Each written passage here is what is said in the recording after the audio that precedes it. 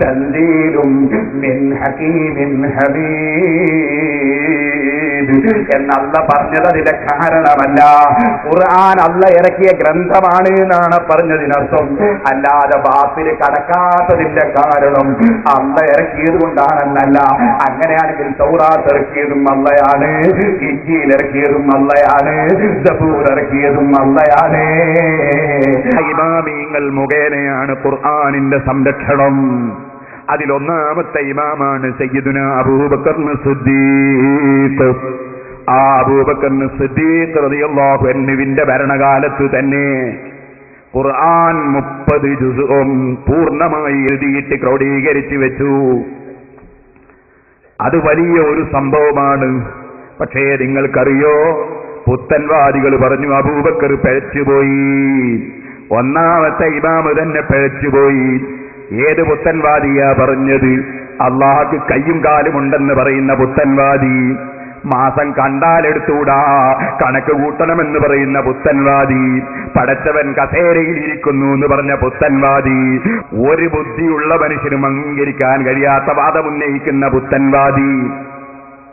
ആദ്യമാവുമ്പോ അള്ള ഇറങ്ങും. ഇവിടെയും പ്രസംഗിച്ചാണ് നമ്മുടെ സെൽഫി. നിങ്ങളൊന്ന് ആലോചിച്ച് നോക്കൂ. അല്ലാഹു സുബ്ഹാനഹു വ തആല എല്ലാ രാത്രിയിലും അതാ നമ്മോട് അടുത്ത ആകാശത്തിലേക്ക് ഇറങ്ങി വരുന്നു.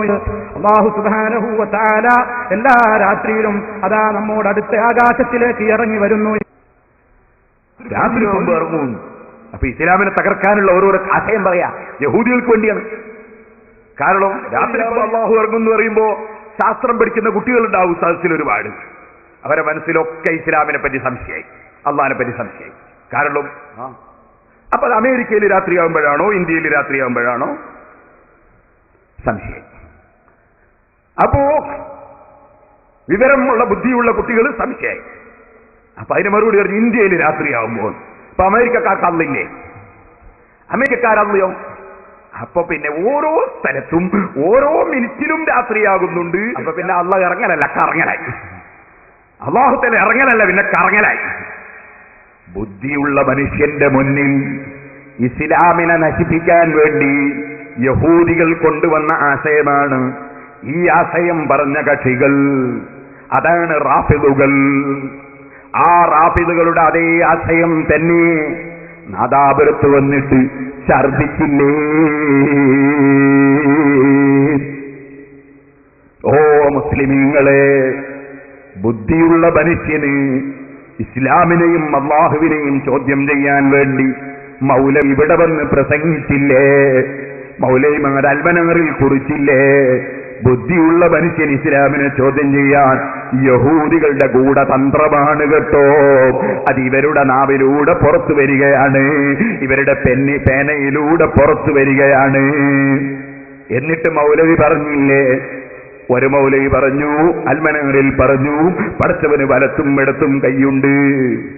മറ്റേ മൗലവി പറഞ്ഞു, അൽമനാറിൽ തന്നെയും പറഞ്ഞു, അതാ അള്ളാഹുവിന് വലത്ത് 2 കൈയാണ്, എടുത്ത് കൈയില്ല. അപ്പൊ ഇത് രണ്ടും എടുത്തു വെച്ച് യഹൂദി ചോദിക്കുകയാണ്, നിങ്ങളെ മുസ്ലിം പണ്ഡിതന്മാരെ, നിങ്ങളിൽ ഒരു കക്ഷി ഇതാ പടച്ചവന് 2 കൈ വലത്തും എടുത്തുകൊണ്ടെന്ന് പറഞ്ഞില്ലേ?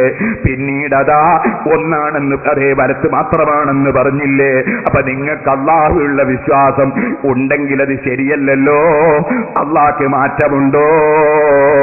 ഇത് യഹൂദി ചോദിക്കാൻ വേണ്ടി എഴുതി വെക്കുകയാണ്, അൽമനാറിൽ പ്രസംഗിക്കുകയാണ് സെലഫി. അള്ളാഹുവിന് 2 കൈയുണ്ട്, അവന്റെ 2 കൈയും വലം കൈയാണ് പ്രസംഗിക്കുകയാണ് സലാഹി. ഞാനതൊക്കെ മുമ്പ് ചോദ്യം ചെയ്തത് മുസ്ലിമീങ്ങൾക്കറിയാമല്ലോ. കഴിഞ്ഞ പ്രാവശ്യം ഞാനതൊക്കെ ക്ലിപ്പിട്ട് കേൾപ്പിച്ചതാണല്ലോ. അവന്റെ 2 കൈകളും വലതാണ്. ലാ ശിമാല ഫീഹിമ, ആ 2 കൈകളിലും ശിമാലില്ല, ഇടതില്ല. കേട്ടില്ലേ? അപ്പൊ അള്ളാഹ്ക്ക് 2 കൈയുണ്ട്, ഇടതില്ല, ഇടത് കൈയില്ല, വലത്ത് 2 കൈ. എന്നാ മൗലവിമാരെ, നിങ്ങൾ അള്ളാഹിനെ കൊണ്ട് കളിക്കുന്ന കളിയാണിത്. ഇത് നിങ്ങളെ അൽമനാറാണ്. എപ്പോഴുള്ള അൽമനാറ്? ഏറ്റവും ലേറ്റസ്റ്റ് 2009 ജനുവരി. ഈ അൽമനാർ സ്ക്രീനിൽ അങ്ങ് വായിച്ചു സഹോദരന്മാരെ. ഇതിലെന്താ പറയുന്നത്? ഇതിൽ ഇവര് പറയുന്നത് കേട്ടോ. നബി സല്ലല്ലാഹു അലൈഹി വസല്ലം പറയുന്നു, അന്ത്യദിനത്തിൽ അള്ളാഹു ആകാശങ്ങളെ ചുരുട്ടിയെടുക്കും, പിന്നീട് തന്റെ വലത് കൈ കൊണ്ട് പിടിച്ച ശേഷം പറയും, ഞാനാണ് രാജാവ്.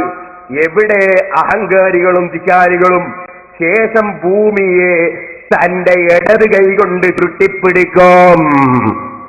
അപ്പൊ ഇവര് അൽമനാറിൽ പറയുന്ന അള്ളാഹ്ക്ക് ഇടത് കൈയുണ്ട്, അതിൽ ഭൂമി ചുരുട്ടിപ്പിടിക്കും. സക്കരിയാ സലായി പറയുന്ന അള്ളാഹ്ക്ക് ഇടത് കൈയില്ല. ഞങ്ങൾ അൽമനാറ് വിശ്വസിക്കണോ സക്കരിയാനെ വിശ്വസിക്കണോ, അല്ലെങ്കിൽ രണ്ടും വലിച്ചെറിയണോ? പറയൂ മൗലവിമാരെ, നിങ്ങൾ അള്ളാഹിനെ പറ്റിയാണ് കളിച്ചതാ? ഓ മുസ്ലിമീങ്ങളെ, യഹൂദികളെ കൂടെ തന്ത്രമാണ് കേട്ടോ. മൗലൈമാര് മുഖേന ഇസ്ലാം തകർക്കാനാണ്. ഒരു ബുദ്ധിയുള്ളവന്റെ മുന്നിലും നിലനിൽപ്പില്ലാത്തൊരു പ്രസ്ഥാനമായി ഈ ഇസ്ലാമിനെ കൊണ്ടുവരാനുള്ള പദ്ധതിയാണ്. ഇത് തിരിച്ചറിയാനുള്ള ബുദ്ധി മുസ്ലിം പണ്ഡിതന്മാർക്കല്ല തന്നിട്ടുണ്ട് കേട്ടോ. ഇനിയും ഞാൻ പറയട്ടെ, ഇതുകൊണ്ട് കഴിഞ്ഞോ മുസ്ലിമീങ്ങളെ? റാഫിദുകൾ എന്ന് പറയുന്ന ഈ കക്ഷികൾ വളരെ പിഴച്ച കക്ഷികളാണ്. അവർക്ക് ഏറ്റവും വിരോധം ഇമാമിങ്ങളോടാണ്. ഒന്നാമത്തെ ഇമാമാണ് സയ്യിദുനാ അബൂബക്കർ സിദ്ദീഖ് റളിയല്ലാഹു അൻഹു. ആ സിദ്ദീഖ് റളിയല്ലാഹു അൻഹു ഖുർആൻ മുഴുവനും 2 ചട്ടയുടെ ഉള്ളിൽ എഴുതി വെച്ചപ്പോ റാഫിദുകൾ പറഞ്ഞു, അബൂബക്കർ പിഴച്ചുപോയി. അതിനനുകൂലിച്ച ഉമറും പിഴച്ചുപോയി, സയ്യിദ് ഇബ്നു സാബിത്തും പിഴച്ചുപോയി, സഹാബത്ത് പിഴച്ചുപോയി. അവരെ വാദമാണ്. എന്താ കാരണം? കാരണം സലഫി പറയുന്ന അതേ കാരണം തന്നെ. നമ്മുടെ ജീവിതത്തിൽ ദീനായിട്ട് നമ്മൾ ചെയ്യേണ്ടുന്ന ഏതെല്ലാം ചെറുതും വലുതുമായ കാര്യങ്ങളുണ്ടോ അതൊക്കെ സ്ഥിരപ്പെടണമെങ്കിൽ എന്താണ് വേണ്ടത്? ഹബീബായ റസൂൽ സല്ലല്ലാഹു അലൈഹി വസല്ലമിൽ നിന്ന് സഹാബികട്ട്, ഹബീബായ റസൂൽ സല്ലല്ലാഹു അലൈഹി വസല്ലമിൽ നിന്ന് സഹാബികട്ട്, അവിടെ നിന്നിങ്ങോട്ട് കുറ്റമറ്റ പരമ്പരയിലൂടെ നമുക്ക് കിട്ടിയിരിക്കണം.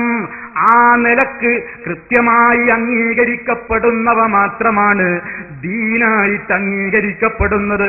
എന്നാ മുസ്ലിമീങ്ങളെ, നിങ്ങൾ ശരിക്കും മനസ്സിലാക്കി വെച്ചോ, ഇത് പടച്ചറബിന്റെ ദീന് നശിപ്പിക്കാനുള്ള മൗലവിയുടെ കുതന്ത്രമാണ് കേട്ടോ. ആ കുതന്ത്രത്തിൽ മുസ്ലിമീങ്ങൾ പെട്ടുപോകണ്ട. മൗലവി അത് തന്നെ അതാ ഈ പുസ്തകത്തിൽ പറയുന്നുണ്ട് കേട്ടോളെ.